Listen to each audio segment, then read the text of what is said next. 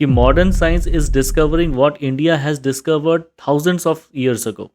Medieval काल तक European scientist का मानना था कि अर्थ फ्लैट है, मतलब हमें ये पहले ही पता था कि अर्थ गोल है, फ्लैट नहीं। जिसे न्यूटन ने कॉपी करके कैलकुलस का इजाद किया। पूरे साइंटिफिक कम्युनिटी में ये बात प्रचलित है कि कैलकुलस का इजाद न्यूटन ने किया था, पर यह कोई नहीं कहता कि जय श्री राम। हिंदू धर्म में कई सारे वेद और पुराण हैं जिसमें कई सारे बातें लिखी हुई है, और उन सारे बातों में कई सारे ऐसे साइंटिफिक नॉलेज भी है जो आज का मॉडर्न साइंस फिर से रीडिस्कवर कर रहा है। सोचिए, आज का दौर जिसमें इतने सारे इक्विपमेंट्स हैं, इतने सारे साइंटिस्ट हैं और इंटरनेट भी है, इन सब के मदद से साइंटिस्ट जो आज डिस्कवर कर रहे हैं वो हमारे ऋषिवर लोग सोचिए कितने 100,000 साल पहले ऑलरेडी डिस्कवर करके वेदों और उपनिषदों में लिख चुके हैं। इसका मतलब साफ है कि modern science is discovering what India has discovered thousands of years ago. Hindu धर्म एक बहुत ही साइंटिफिक रिलीजन है। ताकि ये कॉन्सेप्ट युगों युगों तक लास्ट कर सके, इसलिए हमारे ऋषि लोग उनको बहुत चतुराई के साथ एक स्टोरी के फॉर्मेट में इन सारे उपनिषदों में लिख चुके हैं। फॉर एग्जाम्पल, मिडिवल काल तक यूरोपियन साइंटिस्ट का मानना था कि अर्थ फ्लैट है। आज हमें पता है कि अर्थ फ्लैट नहीं है, अर्थ गोल है। मगर हजारों साल पहले इंडिया में जो विष्णु टेम्पल्स हो रखे थे, जिसमें आप वरा स्वामी का अगर आप मूर्ति देखेंगे तो उसमें वो अर्थ को पकड़े हुए हैं जो एक गोलाकार रूप में दर्शाया गया है। मतलब हमें ये पहले ही पता था कि अर्थ गोल है, फ्लैट नहीं। और एज अ सब्जेक्ट ज्योग्राफी को हम हमेशा भूगोल बोलते आए हैं। भूगोल, भू मतलब धरती, गोल मतलब गोलाकार, सर्कुलर। तो हमें हमेशा से पता था कि अर्थ गोल है। ये क्लियरली बताता है कि हिंदू धर्म अपने समय से कितना आगे का धर्म था। हमें साइंटिफिक अंडरस्टैंडिंग के दौर पे हम चलते थे उस वक्त। जैसे कि वैदिक मैथ, जो कि इंडिया के सर्दर्न रीजन में एक बहुत ही पॉपुलर एप्लीकेशन ऑफ मैथमेटिक्स हुआ करता था, जिसे न्यूटन ने कॉपी करके कैलकुलस का इजाद किया, जिसका यूज़ करके वो अपने न्यूटन्स फॉर्मूला ऑफ ग्रेविटेशन को डिराइव कर सका था।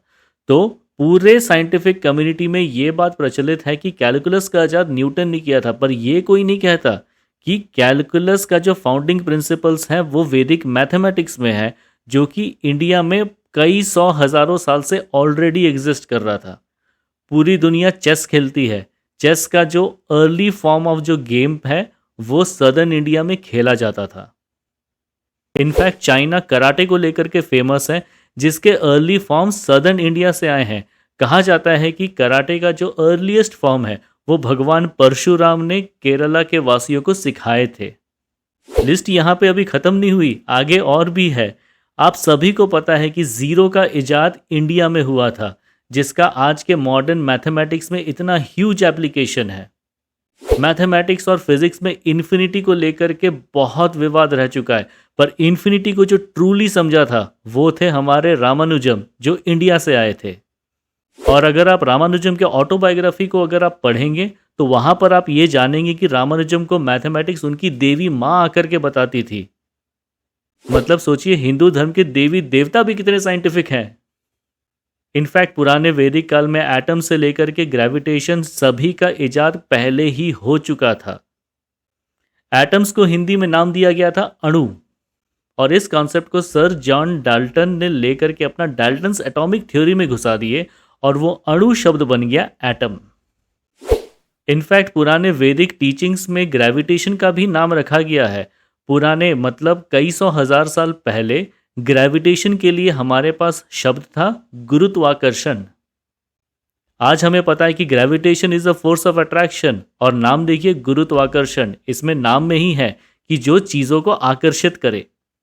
तो सोचिए, हमारे वेद, हमारे उपनिषद में कितनी अच्छी अच्छी बातें लिखी गई है, जिसे as an Indian, as an Hindu हमें इन सब को वापस से एक्सप्लोर करना चाहिए, ताकि हम अपने रूट्स को समझें कि हम कहाँ से आए, हम कितने उच्च साइंटिफिक कम्युनिटी को बिलोंग करते हैं।